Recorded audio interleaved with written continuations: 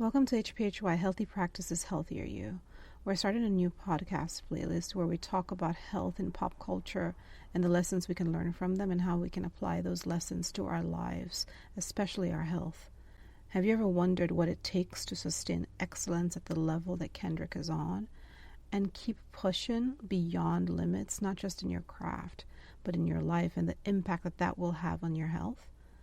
Well, Kendrick's journey as a Pulitzer-winning artist and a modern-day philosopher offers so many lessons and cause for inspiration. Today we're going to focus on the pain, the discipline, and the mindset, and how we can use these elements to progress in our lives, especially our health. Today we focus on mindset. From that man running 6 miles at 6 a.m. to his lyrical vulnerability, to the uncompromising honesty through which he creates his art as he navigates his life. He seems to just have this deep, deep desire to be at peace while going to war for his beliefs. As he is completely comfortable saying the things that others do not want to say, he embodies the complexities and the nuance of this warrior in a garden.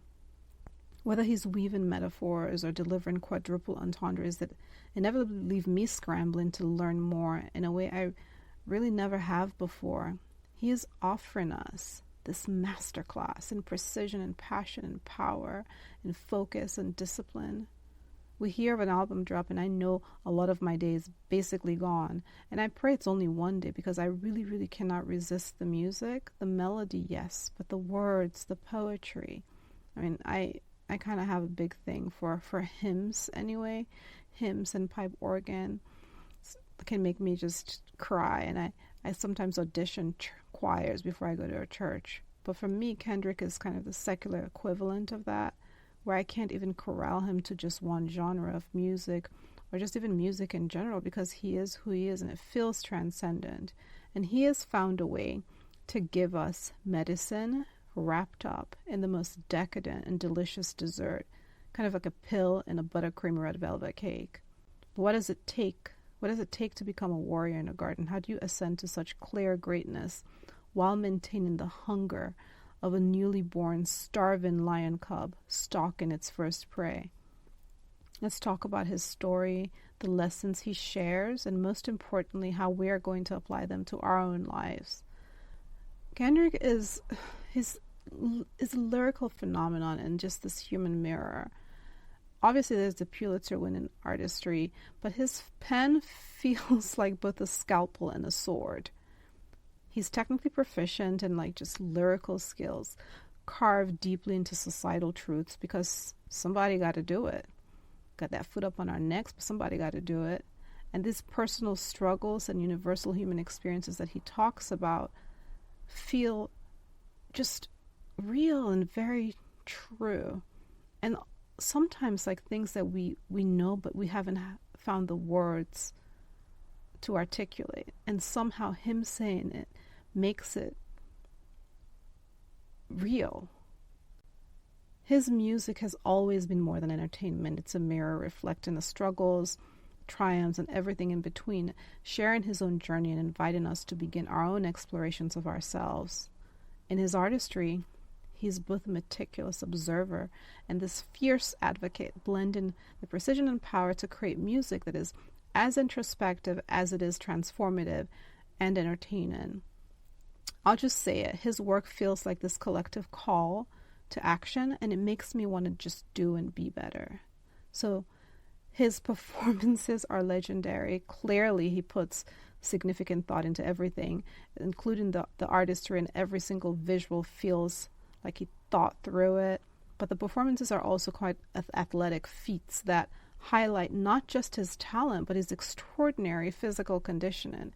You think about that pop-up concert where that man did not drink water, he didn't take breaks, that hoodie didn't move, he sounded as flawlessly as he does in the recordings, like he isn't actually in the studio. That kind of breath control isn't just talent, it's discipline, it's focus, it's a clear indicator that some artists are more equal than others. So what's the first lesson? For me, the first lesson is just vulnerability is strength. Kendrick's openness about his struggles and his flaws underscores this important truth. Vulnerability is strength, and strength is found in embracing your full self, including your shadow side. His ability to share his hurts and pains while never sounding whiny, like he's complaining, is honestly its own masterclass. He has agency and so much personal power that it allows him to be vulnerable. And this authenticity fosters this deep connection with us, this parasocial relationship with his listeners and people who just really appreciate his music and the things that he has to say, and it encourages us to confront and accept our own vulnerabilities.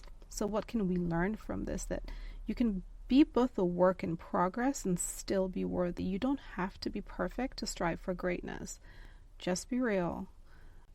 Basically, you can identify one area of your life where you feel conflicted. You write down one small action you're willing to take to grow in that area, and then try it. Remember that progress beats perfection every single time. The second lesson, pain and resilience amid scrutiny. In Whacked Out Murals, Kendrick addresses the challenges of maintaining focus and amid public scrutiny, criticism, as he deals with the complexities of navigating relationships and expectations in the public eye, whether it's external pressure or personal pain or his own internal pressure, because I've seen, recordings of where he talks about he puts a lot of pressure on himself, and you could see it, and it's expressed through his work. But he confronts these issues head on, exemplifying this importance of resilience.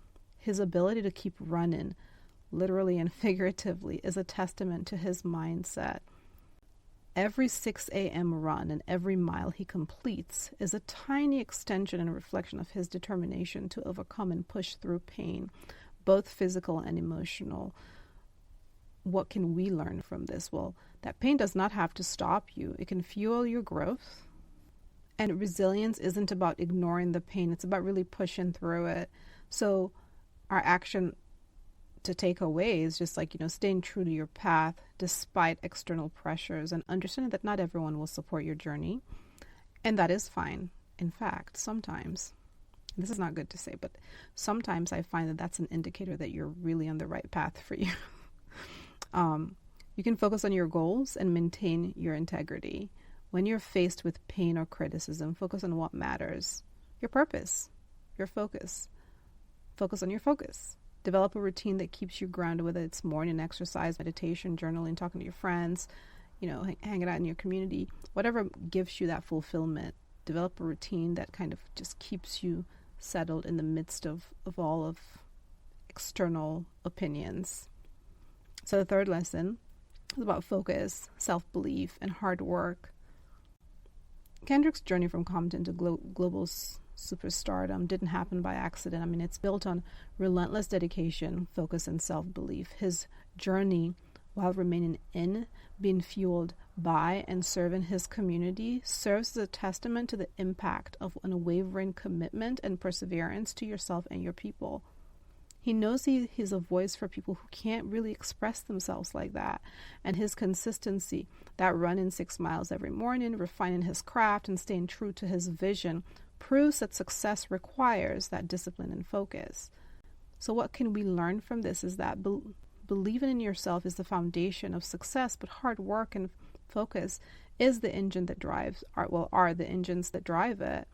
What we see in Kendrick is someone who is relentless, and from a place of excellence continues to improve to get better. For many, a Pulitzer Prize would be the peak, but he clearly constantly pushes and challenges himself. So we can see that commitment is focused not just in his community and his art and himself, but clearly also his health, because he needs that health to be able to maintain the level of performance that we've grown accustomed to, but probably every single aspect of his life. Because, there's this whole saying that the way that we do one small thing is the way that we do everything. And so along with his partners and their team, he's a strategist, a tactician that would be doing this, being this level of excellence in whatever industry he is in. And he seems to have found at least one of his ikigais. So an actionable takeaway for us is that find the thing, your thing that you enjoy in the specific way that you do it, and lean all the way in. Set big or small goals, or whatever is achievable for you, that build momentum as you search for the thing that you were meant to do. It's called like ikigai. The journey itself tends to reveal the gifts depending on what you're looking for. And when things hit a point where you feel stuck, reflect on your past successes to remind yourself of what you're capable of and what you've done to earn it. So that one day you can sit there and feel firm knowing that you too deserve it all. The fourth lesson we can take from Kendrick is about duality and authenticity and just being genuine and being yourself, being real. He embraces his contradictions, the desire to heal and the pull of chaos. He does not pretend to have it all figured out, and that's what makes him relatable, because he is genuine. He feels it. Even if you don't know why you think he is genuine, you could energetically, as human beings, we can feel when something is true. And so we recognize truths. He openly discusses his internal conflicts and acknowledges his imperfections, to his experiences, and understand that it's okay. It's okay to be a work in progress. This is just one more repetition of a constant theme from Kendrick's, complete catalog, that nowhere else is this more pronounced than in like Reincarnated from the Gen X album, where he talks about and reflects on the tension between his desire to be virtuous and his attraction to conflict, encapsulating the universal human experience for all of us, grappling with these opposing facets of our identities that are all very real, but they seem contradictory, but that remain a version of every single individual, this like living in the messiness of our own humanity. We're all these connected mixed bags and hold pieces of each other in ourselves. And the internal wars, those contradictions that can create. His lyrics from this Reincarnated take us through when he's asking, Father, did I finally get it right? Everything I did was selfless. And he's like, son, you do well, but your heart is closed. I can tell. Residue that linger from your past creates itself. And he's just talking about how he's trying to push peace in LA, but he's like, Father's like, I love you, but you love war. No, I don't. Oh, yes, you do. Okay, then tell me the truth. And then this truth where it's like every individual is only a version of you, and that is so true for all of us. How can they forgive when there's no forgiveness in your heart? And it just, those bars, it just makes you stop and think about yourself and look at yourself in the mirror. And it doesn't feel accusatory. It doesn't feel punitive. It doesn't feel damning. It just feels like this opportunity to take a look at it yourself. And so this is what he gives us with these truths. The duality that we all have parts of ourselves that we love and parts that we wish we didn't, but that we kind of secretly do. Blind spots, and then the spots that we choose to remain blind. But as he wrestles and makes sense of himself, he shows us that owning our own imperfections doesn't make us weak. The rawness means we're in it. We're in the arena. We're in the fight, in the life. We're in the mess. And honestly, we're in it versus hiding behind our false narratives. And so exploring these dualities, actually quite powerful. And what breaks us is actually suppressing and pretending they don't exist. So our actionable takeaway for this is to accept that you are a work in progress. Strive for excellence, but understand that perfection is unattainable. Surrender to the duality. Embrace your journey and learn from your own experiences. Authenticity creates just deeper connections with yourself and others. And so just being as honest as you can with yourself about your flaws and your strengths. Sometimes you don't know. So sometimes you may require, trusted, safe, kind individuals to, give them permission to tell you about things about yourself if you are ever curious, or you may not be. But you can also share your story with others where you feel safe and resilient enough to be vulnerable. And it might inspire them to embrace their own duality. Fifth thing that I learned from Kendrick is about the physical and mental connection. And we can see that his physical condition isn't just about fitness. It's about this focus on mindset. I mean, running 6 miles at 6 a.m. is as much a mental exercise as it is a physical one. And this routine strengthens his focus and discipline and ability to endure challenges both on stage and in life.